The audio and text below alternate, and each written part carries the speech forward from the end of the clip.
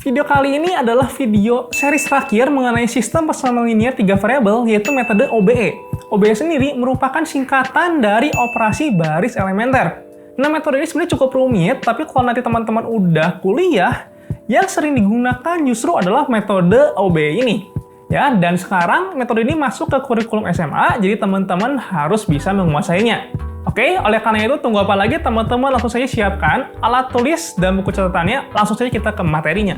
Oke teman-teman, sekarang kita akan masuk ke series yang kelima dari sistem persamaan linear 3 variabel, yaitu metode OBE. OBE itu singkatan dari operasi baris elementer.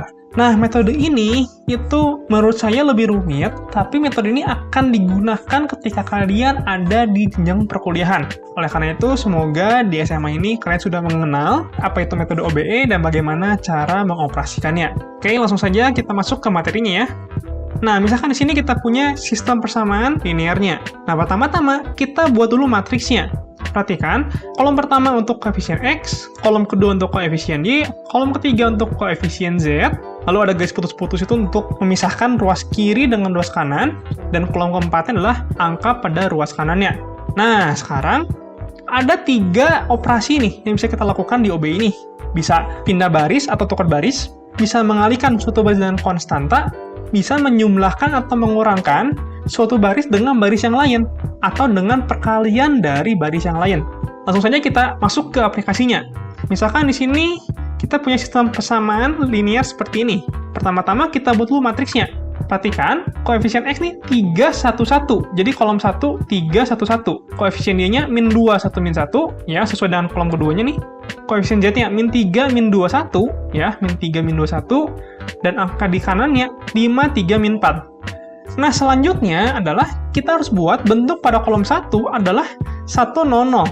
Gimana caranya? Perhatikan, di sini kita punya angka 1 di baris 2 atau di baris 3. Oleh karena itu, kita bisa melakukan tukar baris atau pindah baris. Jadi pertama-tama, di sini saya tukar baris 1 dengan baris 2. Ya, simbolnya seperti ini, lihat. Ini simbol untuk tukar baris. Jadi tinggal kita tukar aja, simply kita tukar baris 2 dengan baris 1. Nah, selanjutnya, si 3 ini harus kita buat 0, si 1 ini juga harus kita buat 0. Nah, untuk yang baris 2 dulu nih, untuk 3, agar bisa 0, harus kita kurangkan dengan 3. Tapi ingat, suatu baris itu nggak bisa dikurangkan dengan konstanta, harus dikurangkan dengan perkalian dari baris yang lain. Oleh karena itu, saya ambil acuan baris yang pertama nih. Baris yang pertama kan angkanya 1. Berarti, saya harus kalikan dengan 3 dulu. Agar menjadi 3, baru bisa saya kurangkan 3 kurang 3 jadi 0. Jadi baris yang kedua ini, saya kurangkan dengan 3 kali baris pertama.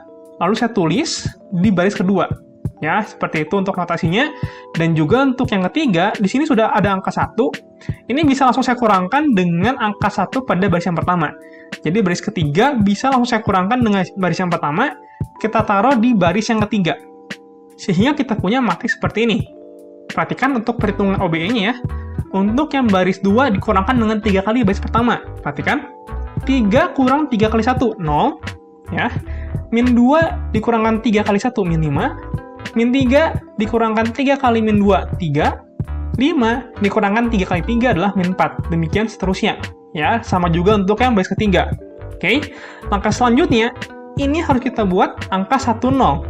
Tapi perhatikan, min 5 sama min 2 ini nggak ada angka 1 kan? Jadi kita nggak bisa melakukan tukar baris. Oke? Nah, jadi saya fokuskan di min 5 agar menjadi 1, harus saya bagi min 5. Atau saya kalikan dengan minus 1/5. Jadi baris 2 ini saya kalikan dengan minus 1/5. Oke? Sedangkan untuk yang baris ketiga, min 2 ini saya mau buat angka 0. Berarti min 2 ini harus dikurangkan dengan min 2 lagi. Nah, min 2-nya dapat dari mana? Dari baris yang kedua. Baris kedua kan ada min 5 nih. Agar menjadi min 2, harus kita kalikan dengan 2/5. Oleh karena itu, baris ketiga ini kita kurangkan dengan 2/5-nya dari baris yang kedua. Jadi kalau teman-teman hitung, diperoleh matriks seperti ini. Ya. Nah, selanjutnya, itu angka 9/5 ini harus kita buat 1. Caranya gimana? Caranya tinggal kita bagi aja dengan 9/5, atau kita kalikan saja dengan 5/9. Jadi baris ketiga ini kita kalikan dengan 5/9. Kita punya matriks seperti ini. Oke, di sini teman-teman bisa pelan-pelan ya, coba cek perhitungannya apakah sesuai atau tidak dengan matriks yang akan saya tampilkan nanti.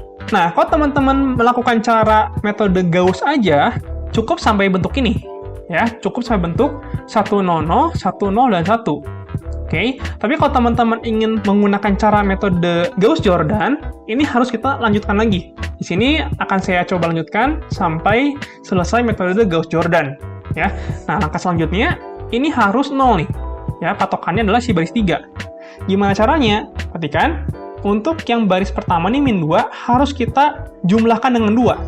Ya, 2-nya berarti baris ketiga ini harus kita kalikan dengan 2. Jadi kita punya baris 1 ditambah 2 kali baris ketiga. Lalu untuk yang baris kedua, min 3/5 agar jadi 0, harus kita jumlahkan dengan 3/5. 3/5-nya dari baris ketiga ini kita kalikan dengan 3/5.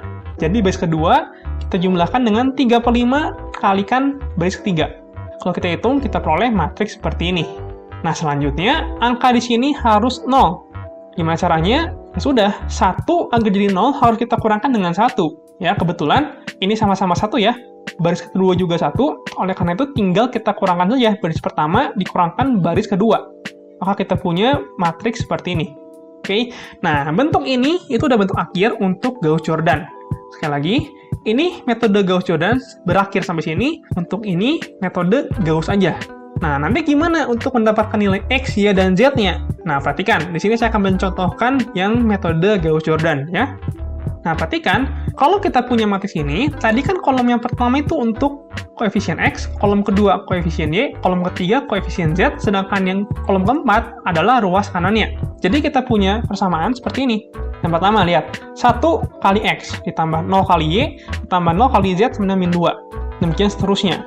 Ya kan? Dengan demikian, kita akan peroleh nilai X, Y, dan Z-nya. Jadi kalau kita menggunakan metode Gauss-Jordan, itu kita langsung dapat nilai X, Y, dan Z-nya. Sedangkan kalau teman-teman nanti mencoba dengan metode Gauss, itu teman-teman hanya dapat nilai Z-nya saja. Ya kan? Karena baris ketiga itu 001. Sedangkan untuk mencari nilai X dan Y-nya harus menggunakan metode substitusi. Oke? Sehingga kita peroleh himpunan penyelesaiannya min 2, min 1, dan min 3. Ya, atau kalau teman-teman mau gampang, kalau menggunakan metode Gauss-Jordan, nilai X, Y, dan Z-nya langsung aja kita ambil angka di sininya. Oke? Nah, sekarang ada soal latihan. Ya, seperti biasa, silakan teman-teman coba. Dan di sini, di baris ketiga tidak ada variabel X ya. Artinya nanti koefisien X-nya 0. Oke? Selamat mencoba. Nah, bagaimana teman-teman mengenai metode dari OB ini? Pasti cukup rumit ya. Kalau misalkan teman-teman masih belum bisa mengikuti atau belum bisa mengaplikasikan metode OB ini, saya punya cara pasti, walaupun lebih panjang untuk mengerjakannya, tapi kita pasti bisa mengerjakan soal ini dengan menggunakan metode OBE. Oke, kalau misalkan teman-teman mau tahu caranya gimana, langsung saja teman-teman request, tulis di kolom komentar ini. Kalau misalkan banyak, nanti saya akan buatkan videonya lagi. Nah, kalau teman-teman merasa channel ini bermanfaat, silahkan teman-teman like, comment, share, dan subscribe channel ini, bagikan ke teman-teman yang lain di luar sana, agar channel ini bisa bermanfaat bagi banyak orang lain lagi. Oke, terima kasih teman-teman yang sudah menonton. Saya Wendy Sunjaya, sampai jumpa di video selanjutnya.